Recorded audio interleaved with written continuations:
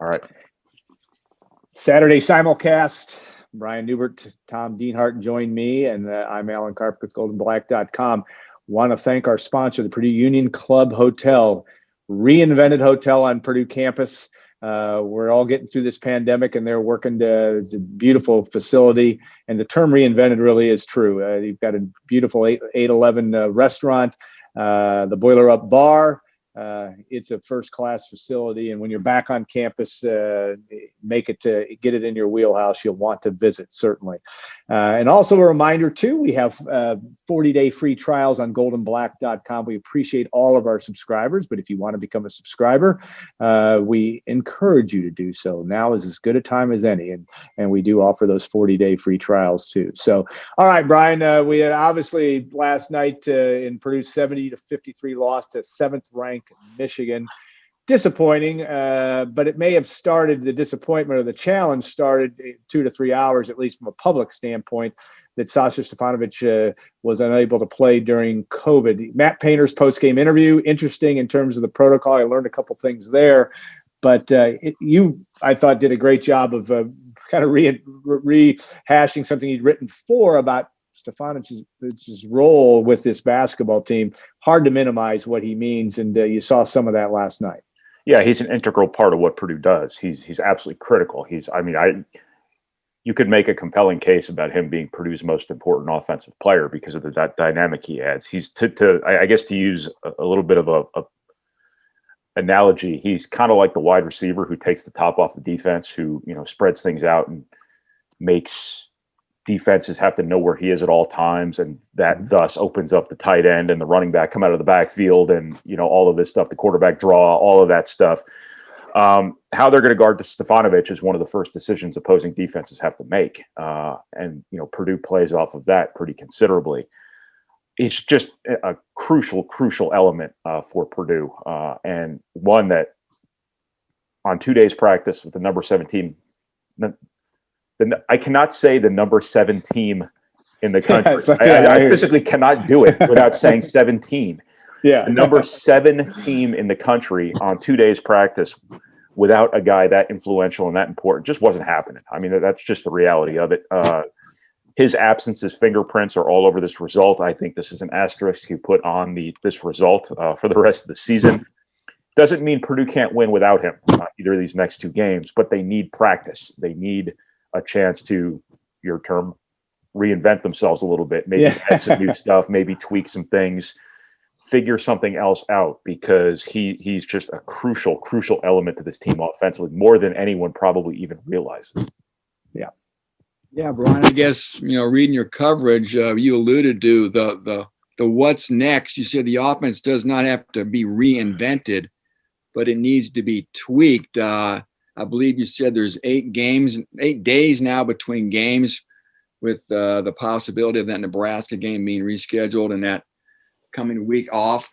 So I guess from your vantage point, Brian, what tweaks would you make without Sasha to this offense to keep it functional and to give the Boilers a chance to win these, the Minnesota and Maryland games coming up? Well, they're obviously going to keep getting the ball inside. Stefanovic's presence obviously affects that too, because he's such an important floor spreader. The actions he runs open up angles, I think, sometimes to get the ball inside and whatnot.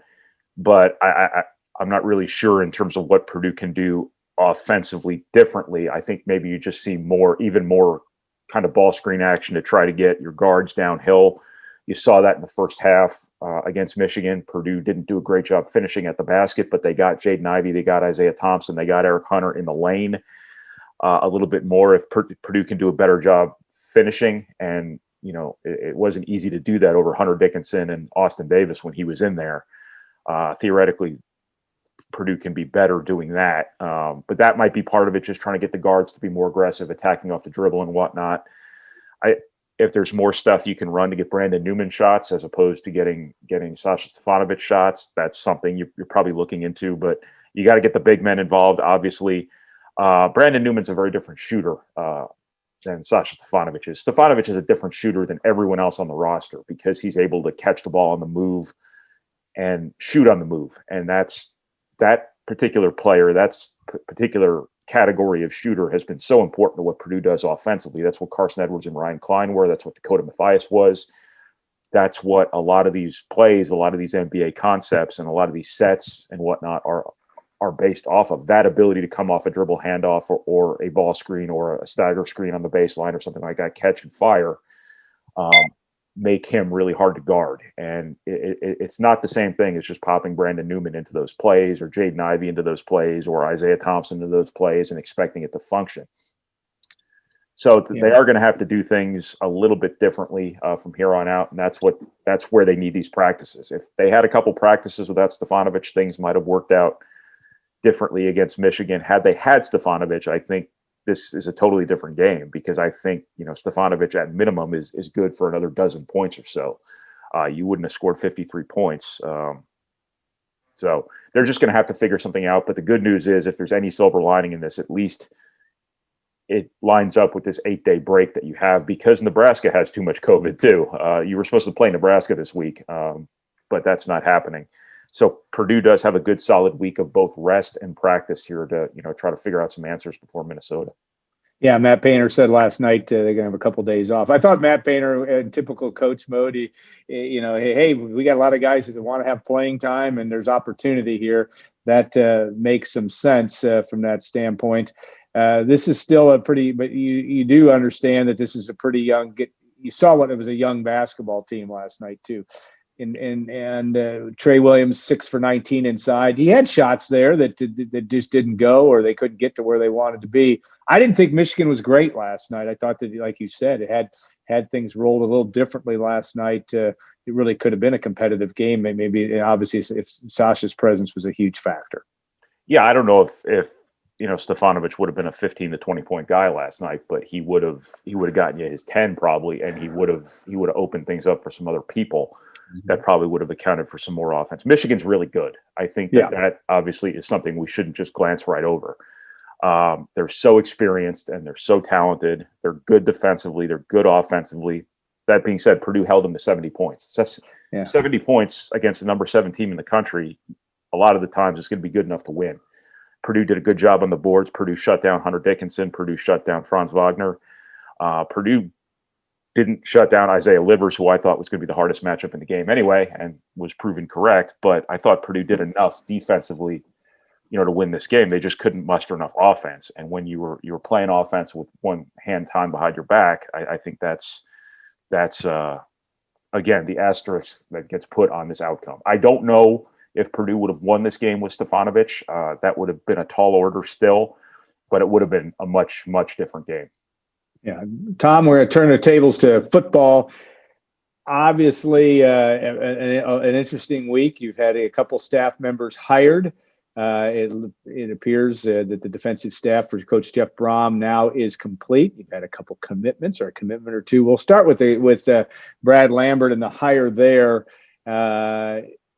And we talked last week about Mark Hagan returning, but certainly an interesting development experience coming to. You have to say one thing: Coach Jeff Brom has gotten some coaches that have a lot of varied experience on the defensive side of ball. Yeah, Purdue made that Brad Lambert hire official yesterday via social media. Mark Hagan was earlier. We're still waiting on the Ron English official word from the university. But yeah, Alan. And we've talked about this before, the veteran component that's been injected into this defense.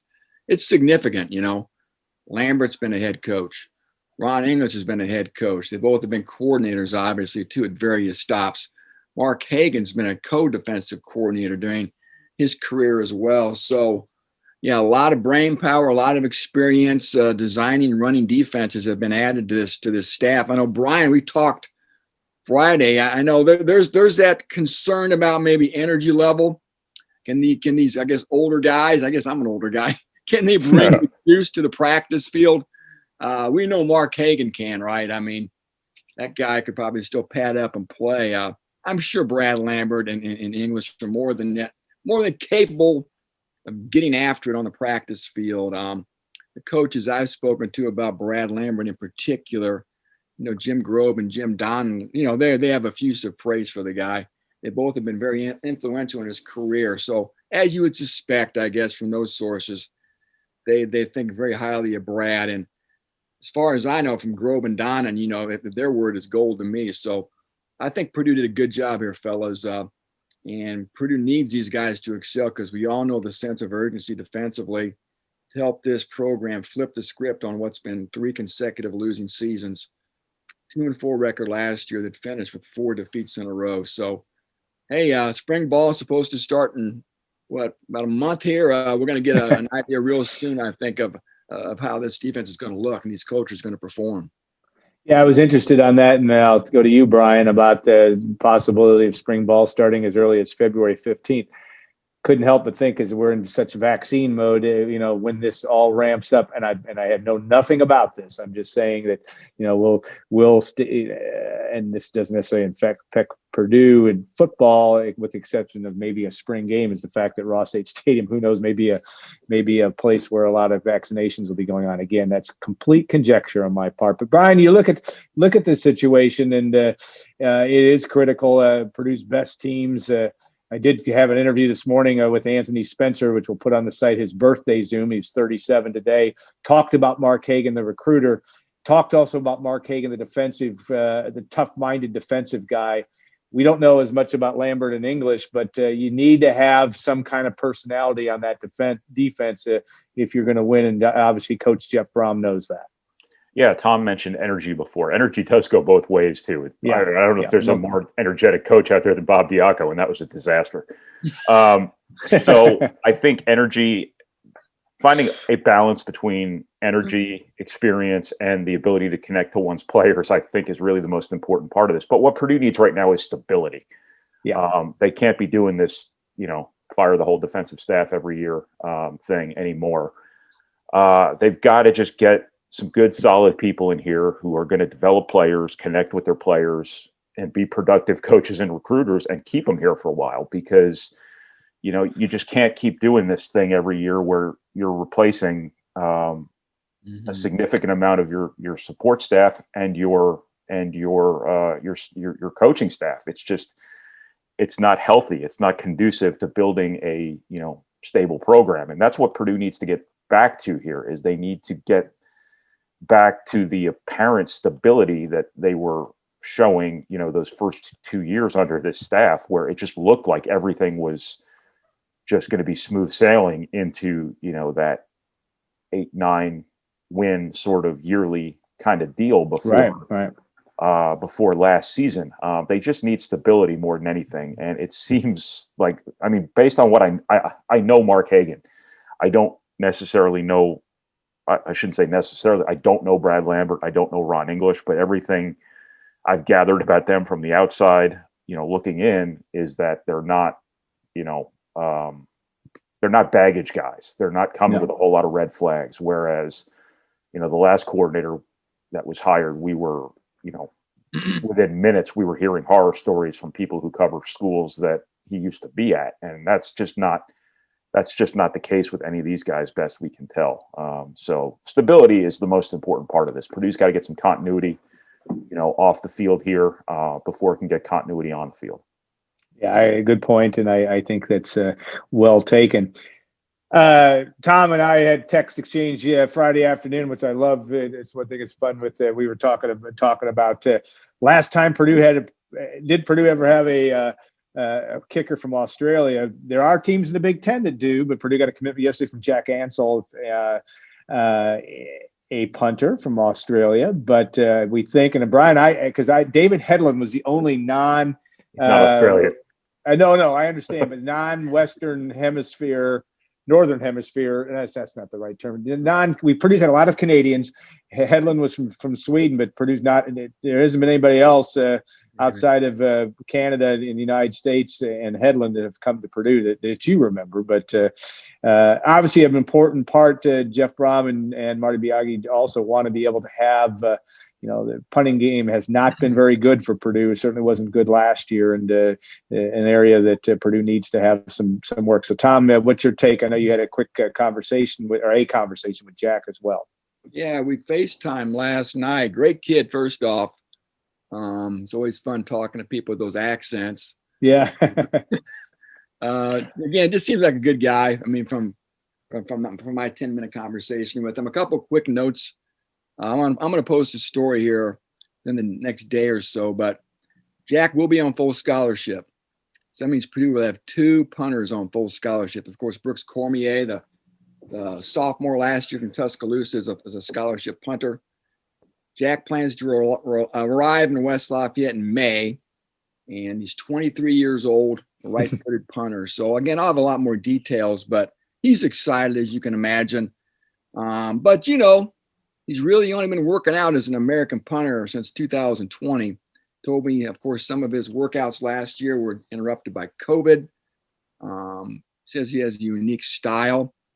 And Alan, he's buddies with some of those punters you were alluding to in the Big Ten that have brought their Australian roots over to the Midwest and done very well. So, yes, Jack never punted in a football game, never an American football game, and never been in front of 60,000 people to punt a football.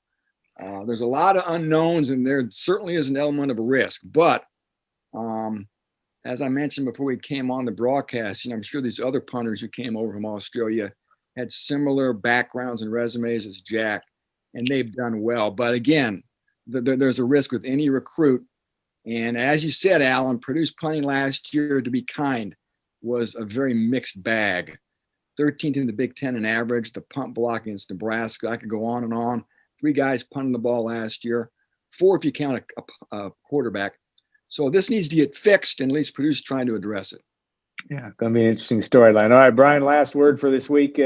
Obviously no games until Saturday, right? A week from today. Anything else that you want to bring to this Saturday simulcast? Yeah, this is a really, really important week of practice for Purdue. I mean, they've got to benefit from rest, but they've got to also figure some things out on life without Sasha Stefanovic. At least 2 more games here without him. Purdue had all the momentum in the world, heading into the Michigan game, and then this becomes their. Let's see all the calamities Purdue's dealt with already this year. Okay, Eric Hunter hurts his knee before the season. Ethan Morton gets mono during the preseason. Jaden Ivey has the foot issue in December. Yeah, right as soon as the season started. Right. Emmanuel Delona, he probably wouldn't have been a rotation guy anyhow, but he's practiced like 5 times because of the fallout of this horrible thing we're dealing with. This team's dealt with a lot of crap already this year, and they got 10 games to play, 10 games with their full roster all available to them. I shouldn't even say their full roster, their full roster of key players available to them. They went 7-3 in those games. They won 4 in a row, 3 of those games on the road, and then bam, this happens.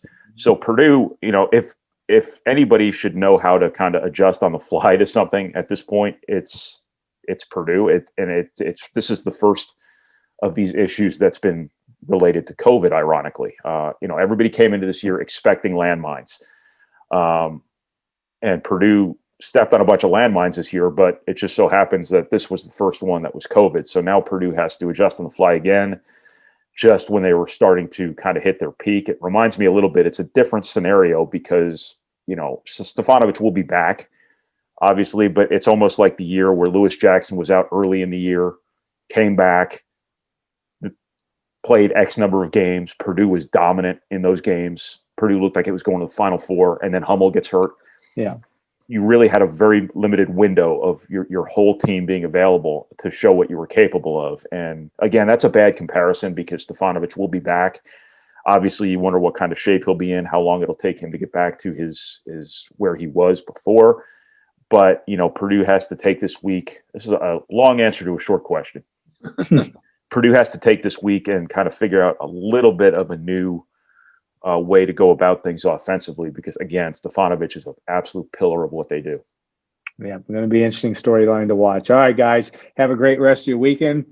To our viewers and listeners, thank you so much for joining us. I want to thank the Purdue Union Club Hotel, reinvented property right on campus and a beautiful facility, to say the least. It's been put together, and we appreciate them as a sponsor. And a reminder also to folks that if you're interested in subscribing to GoldandBlack.com, please consider doing so. 40-day free trials are available. Operators are standing by. We appreciate all our subscribers too. So have a great weekend, everybody. Thanks so much. And we'll see you next week as we'll probably be talking post Minnesota game, I should say, as the Boilermakers next game a week from today, which will be January 30th. Have a great weekend, all.